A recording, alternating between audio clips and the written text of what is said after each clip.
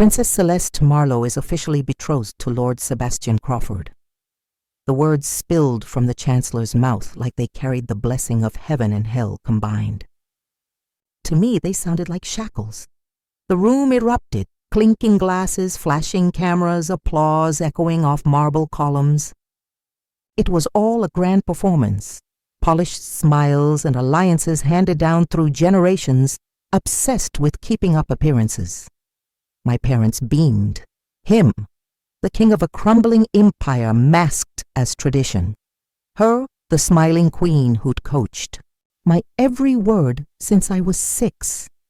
And me, the royal doll with a title too heavy for my chest. I don't remember exactly when I started feeling out of place in my own skin, but that night, corset dress choking my lungs, lights stealing the last spark from my eyes, I knew I couldn't keep pretending. My name was Celeste, but my body craved open sky, not castles. My soul, it screamed for salt on my face, wind in my hair, a floor that shifted beneath me like it was saying, go. I wanted out of that golden cage where everything was ceremonial, except love. And him. He was just a rebel rumor swirling through the Atlantic docks. Jack Riker, the modern pirate, the outlaw who defied laws with swagger and vanished with entire freighters under the authorities' noses. Some called him a dangerous criminal, others a ghost. To me, he was my last shot at escaping a life I never chose. That night, with nothing but my name, I decided to vanish and become someone no one could control. I fled at 3 a.m. when even the security guards were dulled by imported wine and the illusion of a job well done. The palace, or rather, the ancestral mansion where the Marlowe family had staged their modern royalty charade for generations, was cloaked in an artificial silence, the kind that follows parties stretched too long and smiles forced too hard. I glided through the halls like a lucid ghost, each step unraveling a thread of the story they'd scripted for me. On the back balcony, I slipped off my heels, feeling the cold, real ground under my feet for the first time in years. The gala gown stayed behind, draped over a garden bench like someone was still inside it.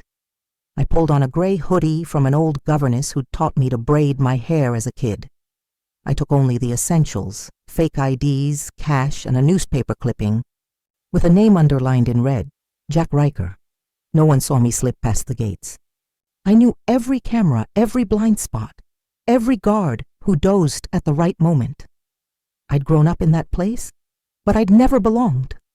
I was shaped to seem proper, never free. And freedom, there, was a forbidden word, spoken only by revolutionaries and urban legends. I walked to the harbor, the city lights fading into the salty fog of pre-dawn. The air was damp, the sky caught between night and whatever came next. The docks buzzed with metallic clangs and rough voices.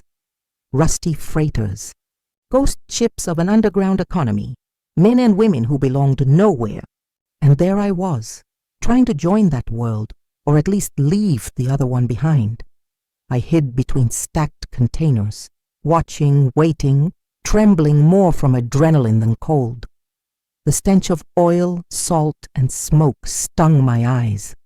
Every passing.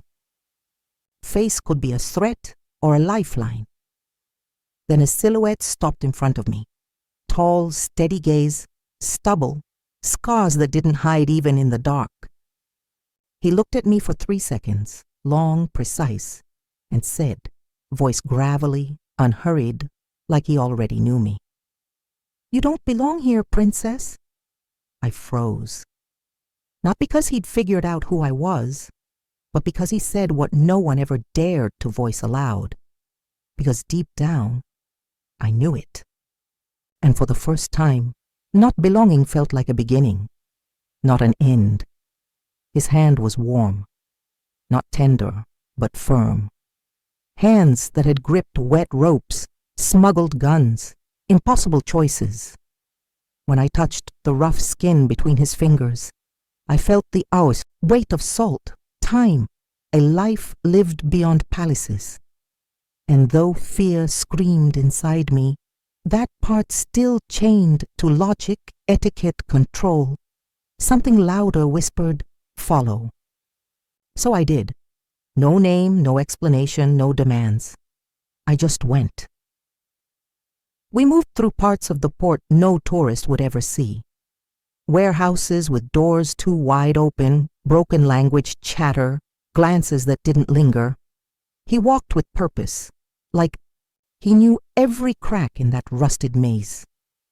I followed, oddly safer among outlaws than diplomats. When we boarded the ship, the smell hit me. Rust, oil, dried fish, burnt coffee. Harsh, alive, almost brutal, but not fake. Nothing like the perfumed air of boardrooms where even the breeze felt curated. The crew was a patchwork of stories I didn't know how to read. One, a dark-skinned man with poet's eyes, gave me a curious glance. A woman with a scar slashing her brow muttered into a radio and laughed. No one approached me. No one treated me like a dignitary or a threat. For the first time, I was invisible, and I'd never felt so seen. The cabin was tiny. A cot, a sink, a cracked mirror. A round window showed only sea and darkness. But there, in the silence of that metal box, a certainty shook me. There was no going back. This wasn't a trip. It was a break, a severing of everything I'd been trained to be. And though terror stalked me like a starved beast, I faced it lying on that hard bed, eyes open, heart racing, thinking of the name no one there knew, Celeste Marlowe, and the person I might be about to find within myself. I fell asleep without noticing. When I woke, the floor vibrated beneath me, and the world outside was just water. The mainland was gone. No shore in sight, no throne, no crown, no fiancé. Just open sea, liquid freedom, and the deep hum of engines saying wordlessly, "You're gone." That first morning, the sea taught me nothing stays still. The cabin rocked in rhythms my body didn't recognize at first, each sway peeling away more of my old self, washing it overboard. I got up slow, feeling like I was still dreaming. But the bruises on my ankles, from the straps of the heels I'd worn at the announcement, said otherwise. This was real. The hoodie still smelled of palace laundry. My hair, tangled from the night's wind, stuck to my neck. Yet something inside me felt lighter than ever. Outside, no one waited for me. No one told me what to do. I stood in the metal hallway for a few minutes, feeling the ship shift underfoot or like a living thing. Distant voices, laughter, quick steps, but no one came to fetch me or bark orders. It was strange, growing up guided like fragile china, then suddenly cut loose in a place where titles and protocols didn't matter. I walked hesitant, tripping over my own doubts until I reached the upper deck. And there, for the first time, I saw the ocean as it was. Not the elegant painting in the east wing, not the framed view from the noble balcony. The real sea, vast, fierce, untamable. And for the first time in ages, I breathed deep. He was there, Jack Riker. Leaning on the railing, arms crossed, like he knew I'd show up. He didn't say anything right away, just turned his head slow, studying me with eyes older than time itself. Something about him unsettled me, a calm carved from loss. He didn't smile, didn't judge. I sized myself up inside and out before speaking. When I did, my voice came out different. "Do you know me?" I asked. He paused, then with a slight lift of his brow, "No, but I recognized the look." And I knew exactly what he meant. The next few days, I stayed quiet, watching, listening, learning. There were codes here, unspoken laws, a hierarchy built on loyalty, guts, smarts, not last names. Every crew member carried scars that said more than words. Some had bolted from shadowy corporations, others fled oppressive systems. A few didn't even mention their pasts anymore. Maybe that's why no one asked about mine. Out here, on the water, only the present mattered. And that was a relief sharper than any freedom I'd ever dreamed of. But it wasn't easy. My body ached, my stomach churned. I didn't know the names of the parts, the commands, how to keep up with the days. Everything exposed me. Yet there was a hunger in me, not for food, but for belonging. A hunger that dragged me out of bed before dawn, made me pitch in on tasks no one assigned, fail, try again, learn. And bit by bit, I saw the looks shift, not respect yet, but no longer dismissal. And Riker, he watched from afar, never pushy, always there, like he knew I needed room to find myself, and maybe part of him was waiting for it too. It took me almost a week to realize the ship wasn't just a place.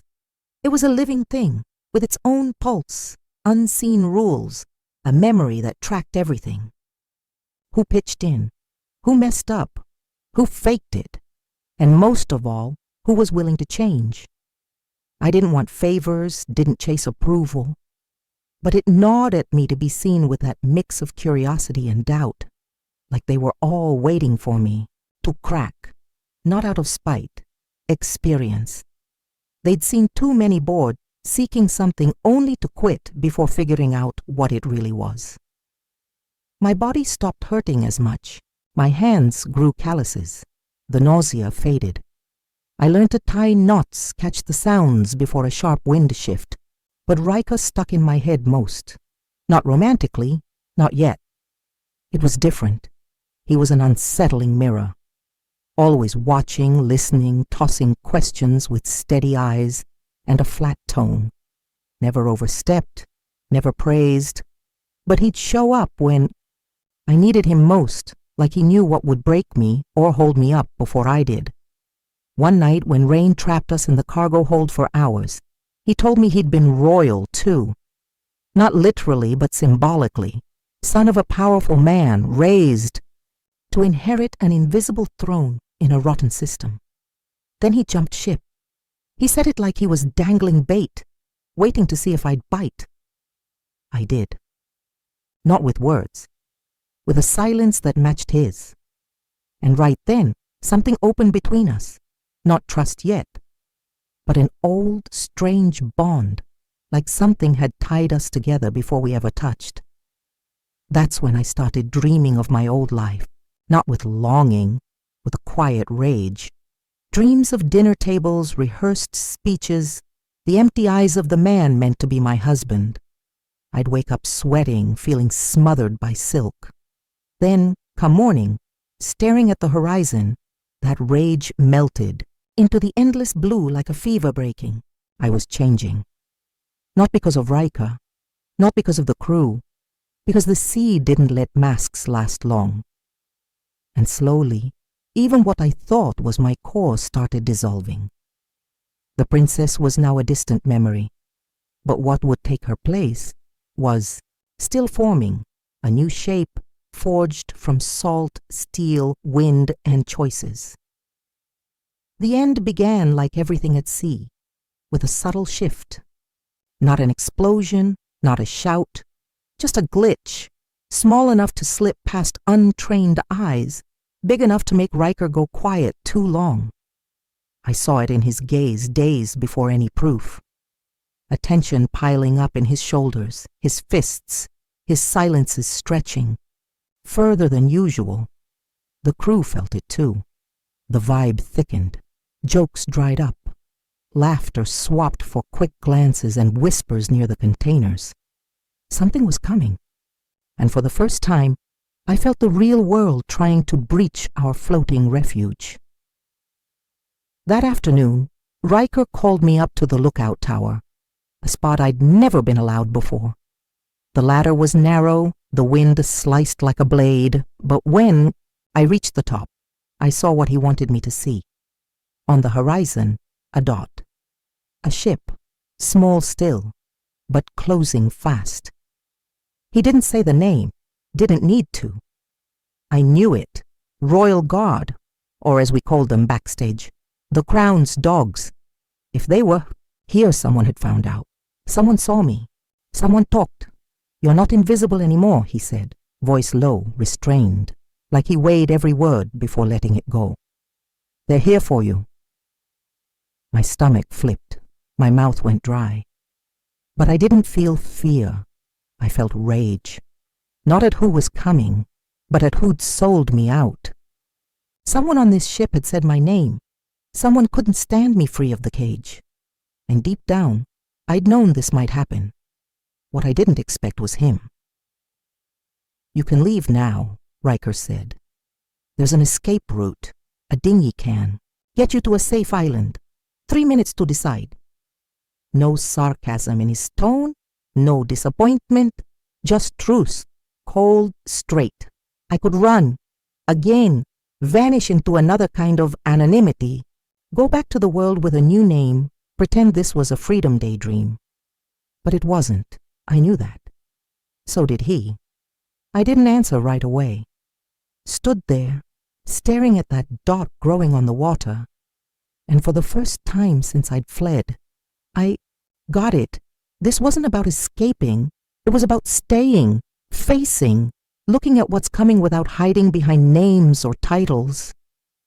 It was about letting the princess die, for real, so something new could rise.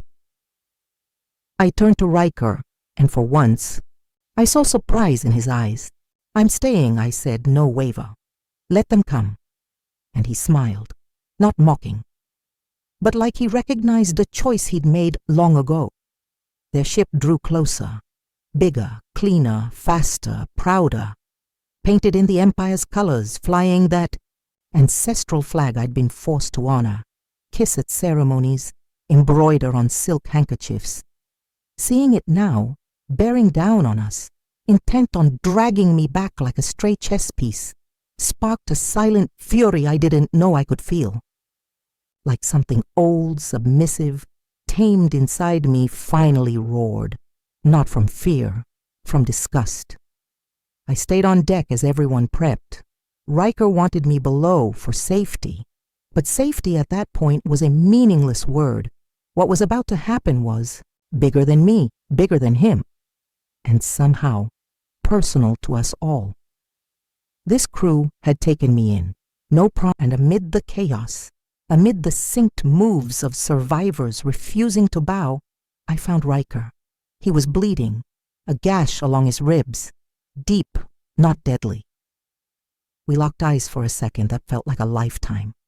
I said nothing, just pressed my hand to his, wound, and kept going. No time for drama. Time to fight. They tried to board. 3 boats, armed, fast. One got too close. Frankie met them with a flare gun that burst in the air like an angry star. I saw a soldier hit the water.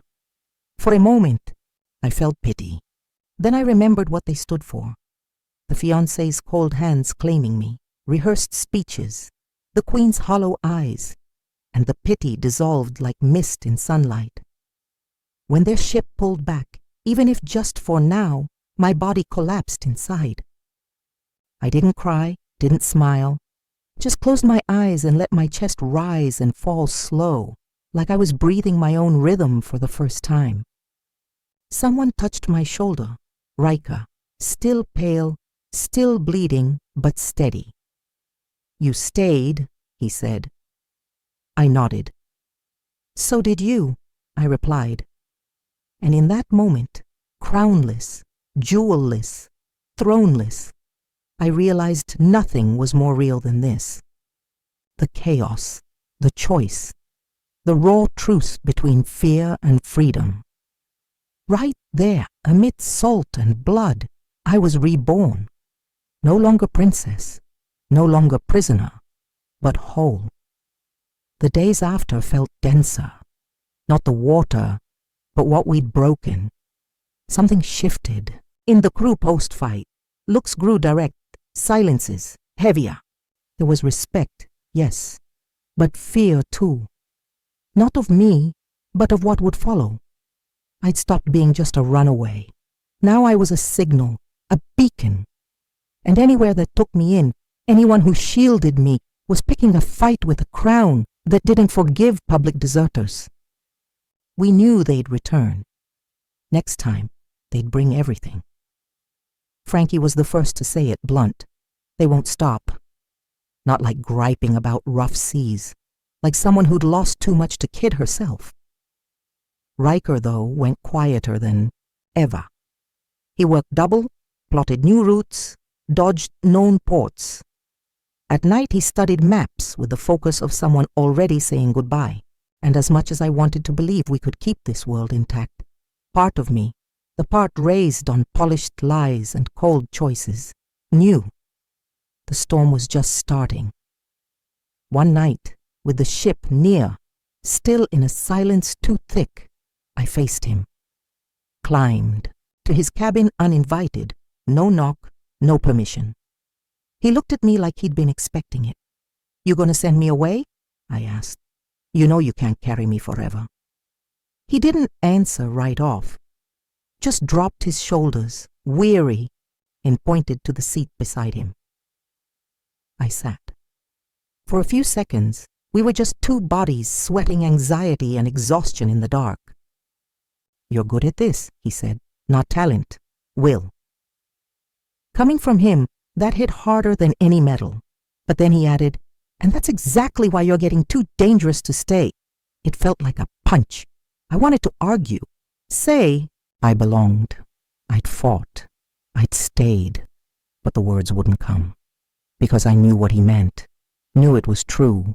What I'd become didn't fit anywhere anymore, not there, not here. I was something in between, something that had to move, or rot standing still. "So what do you suggest?" I asked. "I vanish? Hide like a half-healed scar?" He stared at me. Hard eyes, jaw tight. "I suggest you start thinking like someone with a story on their back.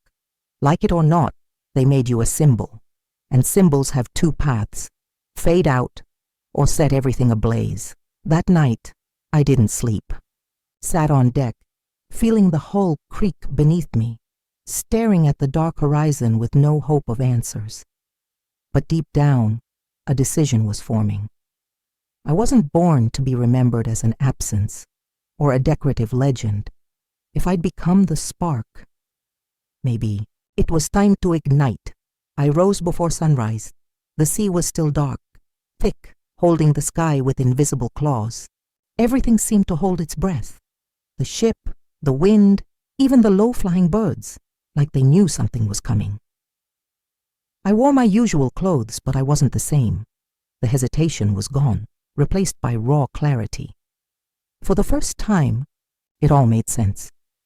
The risk didn't matter. The end didn't matter.